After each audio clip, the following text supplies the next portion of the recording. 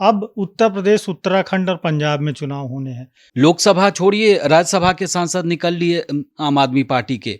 उत्तर प्रदेश राजनीतिक रूप से देश का सबसे महत्वपूर्ण माना जाएगा स्टेट, क्योंकि यहीं से दिल्ली का रास्ता, यानी दिल्ली की गद्दी चाहिए जिसको, उसको उत्तर प्रदेश जीतना होता है।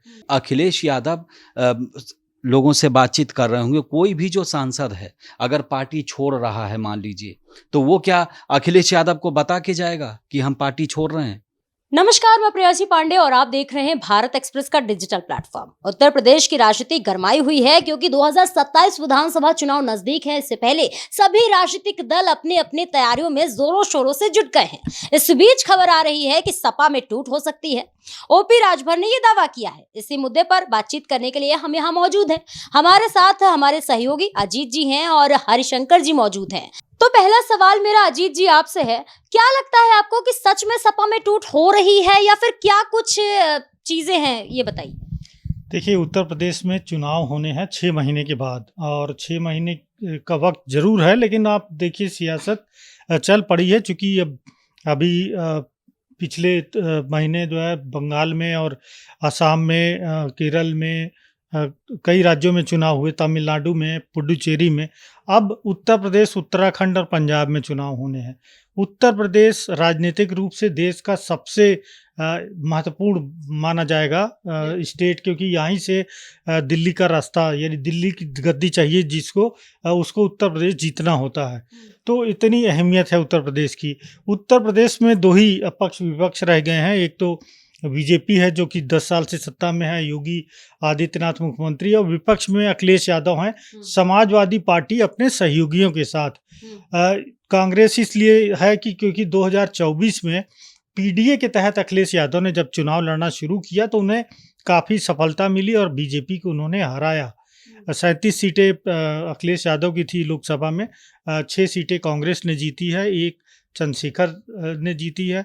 तो कुल मिलाकर 43 सीटें जीतना विपक्ष के लिए, बीजेपी की सीट 300 से 240 आ गई, यानी लगभग 20% सीट जो है बीजेपी कम हुई, और उसी के चलते बीजेपी 240 पे आई। उत्तर प्रदेश सबसे बड़ा रीजन था। अब चूंकि चुनाव है तो बीजेपी की तरफ से ये तीनों, खास करके ये जो ओबीसी नेता हैं, ओम प्रकाश राजभर, केशव प्रसाद मौर्य और संजय निषाद, इनको लगाया गया है कि ये अब दिन पर दिन अखिलेश का जो पीडीए फार्मूला है, जिसके तहत 2024 के लोकसभा चुनाव में उन्होंने जीत हासिल की थी, उसको डैमेज किया जाए। और उसी की आप देख सकते हैं शुरुआत की उन्होंने की कि टूट होने वाली है, 25 सांसद टूटने वाले हैं। हालांकि बहुत मुश्किल है अखिलेश यादव की पार्टी को तोड़ना, क्योंकि दल बदल कानून के हिसाब से देखा जाए तो 37 सांसद है, तो 37 में से जब तक 25 लोग अलग नहीं होंगे उनको मान्यता नहीं मिलेगी और उनकी सांसदी जा सकती है। तो ऐसे में 25 सांसद, और वो भी ज़्यादातर जो नए सांसद हैं जिन्होंने अखिलेश यादव के साथ जो है राजनीति शुरू की है, वो काफ़ी कठिन है। और जिस तरह से आरोप ये लगाया गया कि बलिया के बागी यानी सनातन पांडे की ओर उंगली उठाई गई, उन्होंने मना कर दिया कि नहीं, हम तो कभी जीवन में ऐसा कर ही नहीं सकते हैं। रुचि वीरा का नाम दिया गया क्योंकि वो आजम खान की करीबी है। आज उन्होंने भी बोला कि नहीं, ये गलत बातें हैं, हमारी नाराज़गी है कुछ नेताओं से, लेकिन हम अखिलेश यादव को अपना नेता मानते हैं और हम सपा से इधर उधर नहीं होंगे। तो कुल मिलाकर आप देखिए, टूट तो बड़ी मुश्किल यहाँ से दिखाई देती है, लेकिन असंभव भी नहीं है, ऐसा नहीं है।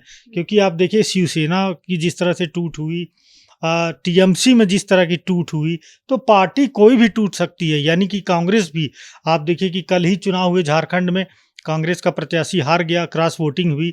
हर चुनाव में क्रॉस वोटिंग होती है कांग्रेस के, चाहे वो सांसद हो चाहे वो एमएलएज हों। तो ऐसा नहीं कि असंभव है समाजवादी पार्टी में टूट होना, लेकिन मुश्किल लगता है। चुनाव के करीब जाकर और स्थिति साफ होगी, ये अलग बात है।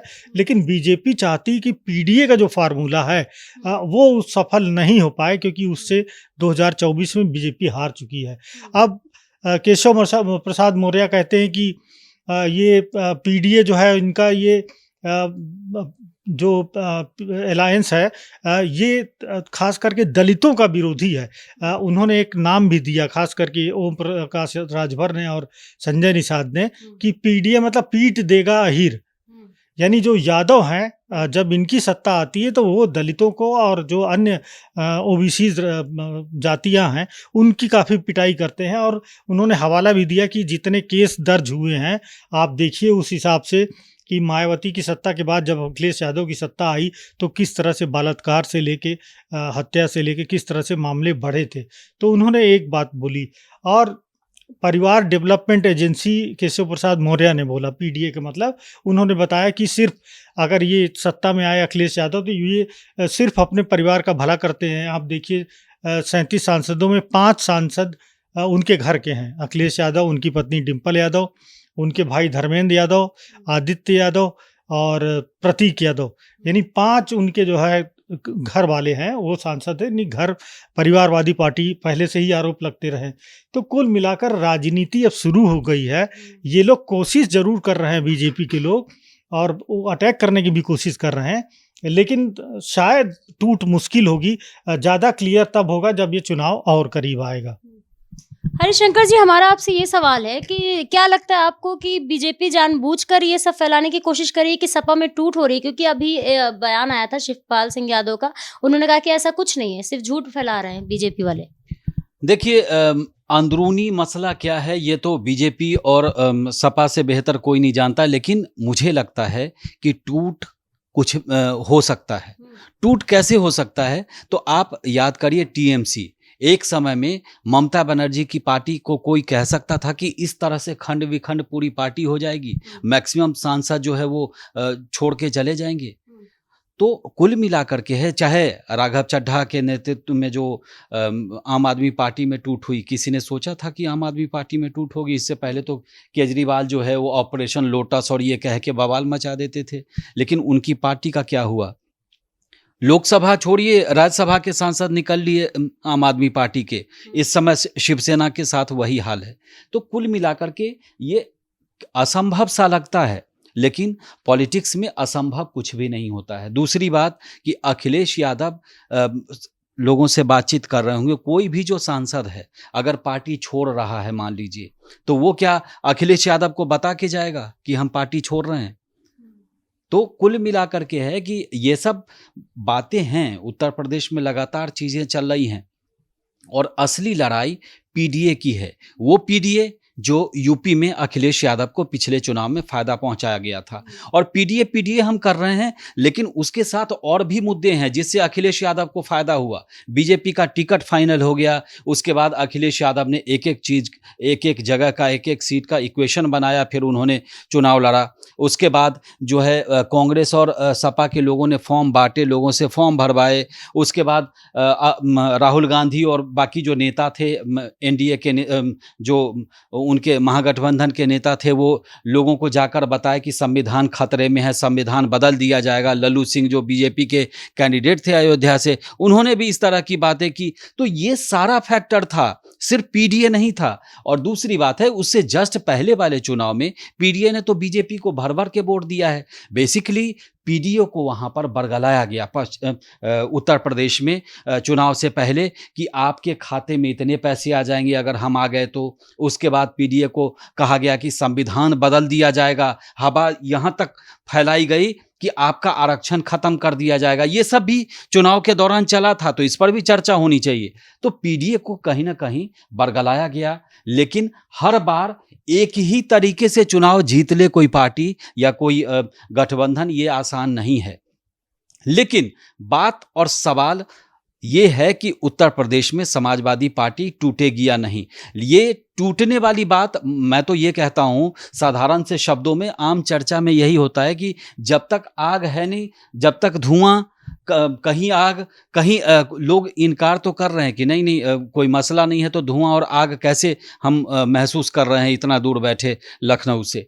लेकिन अगर ऐसे मामले हैं तो पार्टी अंदरूनी चीज़ों को कम करे कि अंदरूनी लड़ाई तो है सपा में। तभी तो रुचि वीरा सामने आकर के कह रही हैं कि मैं पार्टी नहीं छोड़ रही, लेकिन मतभेद है तो मतभेद अखिलेश यादव और उनकी पार्टी बैठ करके ख़त्म करेंगे। लेकिन पार्टी टूटेगी कि नहीं टूटेगी ये किसी को नहीं पता। अब जैसे एक बहुत सटीक उदाहरण रिसेंट बता रहा हूं कि शिवसेना के जो 6 सांसद थे, 9 में से जो 6 सांसद छोड़ के जा रहे हैं, 1 घंटा पहले तक पार्टी को बताते रहे कि हम आपके साथ हैं, हम कहीं नहीं जा रहे हैं, हम किसी के साथ नहीं जा रहे हैं, और अगले घंटे अचानक से बातचीत खत्म हो गई, अचानक से वो अदृश्य हो गए। उन्होंने पार्टी फोरम पर अपनी बातें रखना बंद कर दिया, लोगों से बातें नहीं हो रही है। तो हो सकता है अगर सपा के अंदर खाने में ये सब चीज़ें चल रही हों तो अचानक से ये सब वहाँ भी बंद हो जाए और आपको लगे कि सपा के इतने सांसद जो हैं दिल्ली पहुँच चुके हैं, वो लोकसभा अध्यक्ष से मुलाकात कर रहे हैं और पार्टी टूट गई। तो पॉलिटिक्स में कुछ भी संभव है और कभी भी हो सकता है। जी, बहुत-बहुत शुक्रिया हरिशंकर जी आपका। तो देखा आपने कि अजीत जी ने और हरी जी ने हमें काफ़ी कुछ अंदरूनी बातें बताई कि क्यों सपा में टूट हो सकती है और क्या कुछ होने वाला है। ख़ैर ये तो देखने वाली बात होगी कि उत्तर प्रदेश की राजनीति आगे क्या रुख अपनाती है। इस खबर को लेकर आपकी क्या राय है, हमें कमेंट सेक्शन में ज़रूर शेयर करें और ऐसे ही और भी तमाम खबरों को देखने के लिए देखते रहिए भारत एक्सप्रेस।